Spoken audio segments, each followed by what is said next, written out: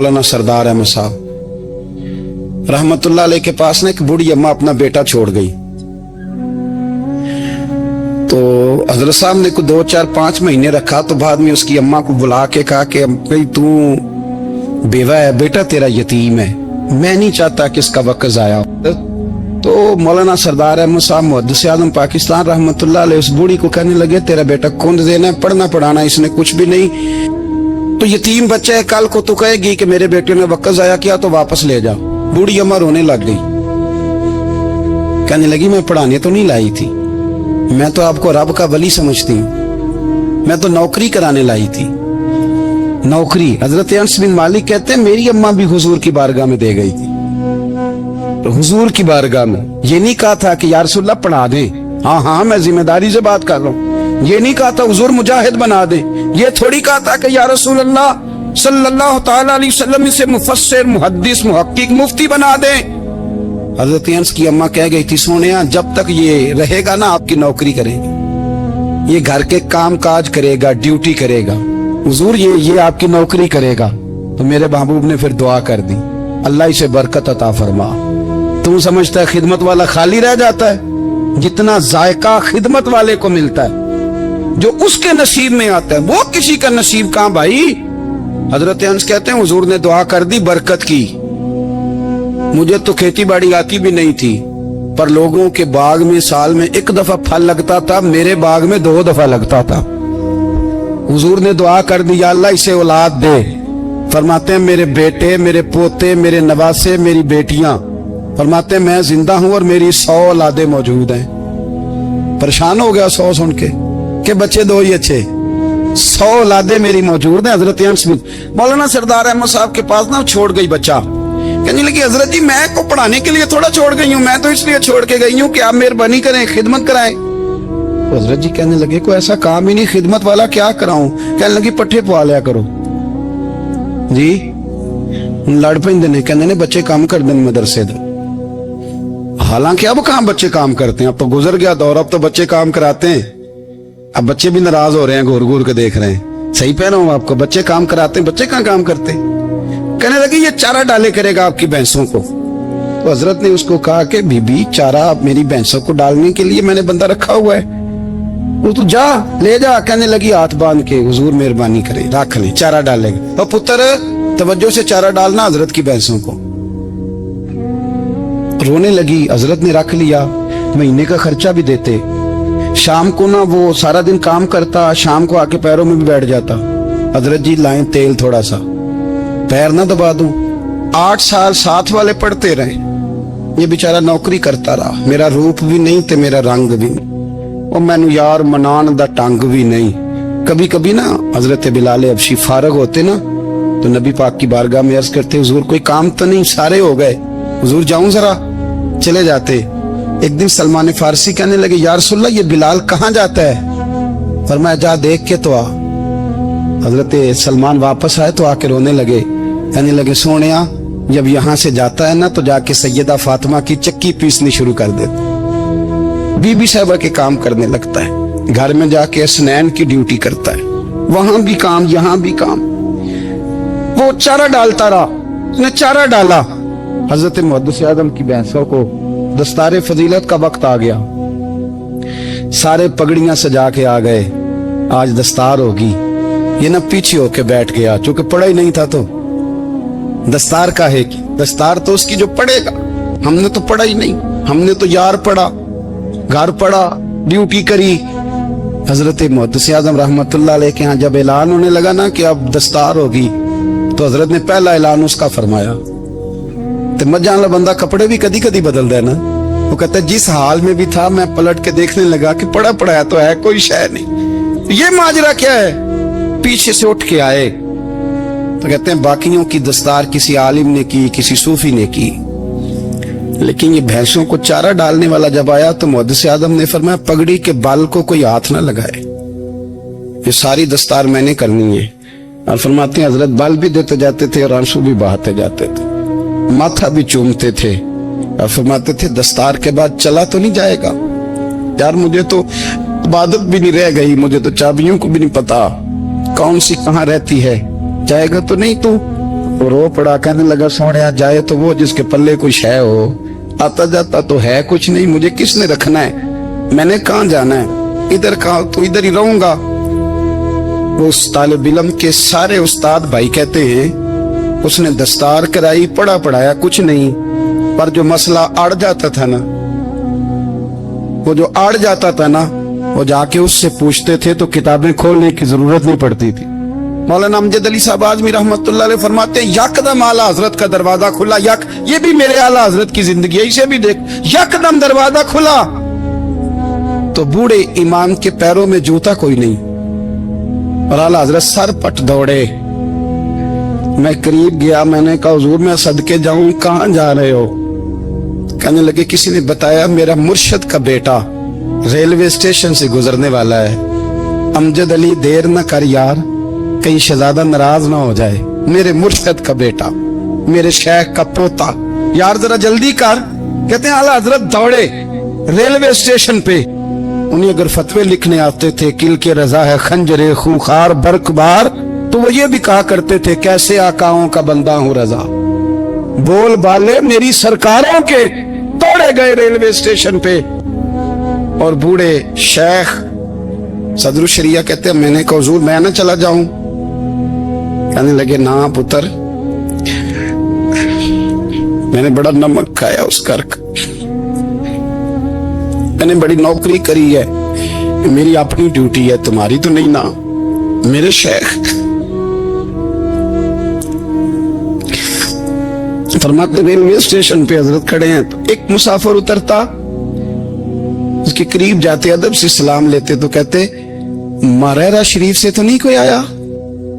कहते वो मुसाफिर गुजर जाता, दूसरा आता तो फिर करीब जाते, कहते वो उसके आस्थाने से तो नहीं आए, उधर से तो नहीं कोई आया। कहते सारे गुजर गए, जिन मुसाफिरों ने उतरना था उतर गए, ट्रेन चल पड़ी। तो मैंने कहा हुजूर किसी ने आपको गलत इत्तला दी थी, शहजादे तो आए नहीं। कहने लगे यार इत्तला गलत थी या ठीक थी, पर यहाँ तक आने का मजा बड़ा है, आप समझ सकते हैं। आला हजरत के दो बेटे हैं, हुज्जतुल इस्लाम मौलाना हामिद रजा खान साहब और मुफ्ती आज़म आलम इस्लाम। दोनों शहजादे इतने बड़े शहजादे थे कि दोनों अपने अपने वक्त के सबसे बड़े मुफ्ती हुए। ये भी तो मेरे आला हजरत है ना, इसको भी तो जरा समझो ना। खुशकी और फिर खुशकी और फिर खुशकी। एक दिन पीर साहब ने कहा नूरी मियां साहब क्या अहमद रजा यार वो भैंसे रखी हुई हैं तो उनको ना गीदड़ आके तंग करते हैं, तो दो कुत्ते मिल जाए ना कभी, तो चलो रात को पहरेदारी करेंगे, दो कुत्ते मिल जाएं। मैं अक्सर सोचता हूँ क्या आला हजरत तो आलिम थे, उनका कुत्तों से क्या लेना देना। हजरत जी आपने कुत्तों की बात करनी थी तो किसी दुनियादार से करते, दो कुत्ते मिल जाएं तो जरा जानवरों की देखभाल करेंगे। फरमाया हुजूर सवेरे ही आ जाएंगे। भाई आपका तो ये शुगर नहीं तो आप कहां से लाएंगे। दिन चढ़ा तो दोनों बेटों के गले में रस्सियां डाली। आला हजरत को सिर्फ आप फतवे की रोशनी में देखते हैं, आपको उस शख्स के दर्द का नहीं पता, उसके जायके का नहीं पता, वो किस स्टेज का आदमी है, स्टेटस क्या है तरीकत में, शरीयत में, इश्क में। दोनों शहजादों के गलों में रस्सियां और पकड़ा हुआ है। तो नूरी मियां साहब कहते हैं मैं चारपाई पे बैठा था तो नीचे बिठाल दिए दोनों बच्चे। मैं उठ के खड़ा हो गया, मैंने कहा मौलाना ये क्या? कहने लगे हुजूर ड्यूटी भी करेंगे और रोटी भी नहीं मांगेंगे। जिन्हां तना विच इश्क न रचिया कुत्ते ना थी चंगे, मालक देकर राखी कर दे साबर भुखे नंगे। किधर गया ज़ौक़, किधर गया वो दर्द। और फिर जब बारी आई रसूलुल्लाह के प्यार की, जब बारी आई नबी पाक की मोहब्बत की, तो फिर फाजिल बरेलवी का कद अगर लिखने में कमाल है ना, तो महबूब के प्यार करने में भी कमाल। उन्होंने ना सारी जिंदगी यानी सारी जिंदगी ये कह के गुजार दी कि इश्क तेरे सदके जलने से छुटे सस्ते, जो आग बुझा देगी वो आग लगाई है। एक सैयद साहब थे, मकान बन रहा था आला हजरत का, तो सामने ना बिल्कुल लाइब्रेरी थी।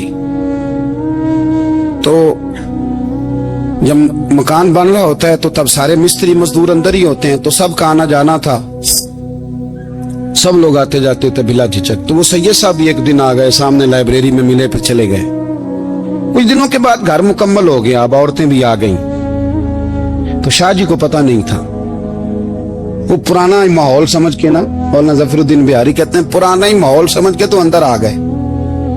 और जैसे ही अंदर दाखिल हुए, सामने घर की औरतें देखी तो शाह जी माजरत माजरत माजरत करते परेशान हो गए।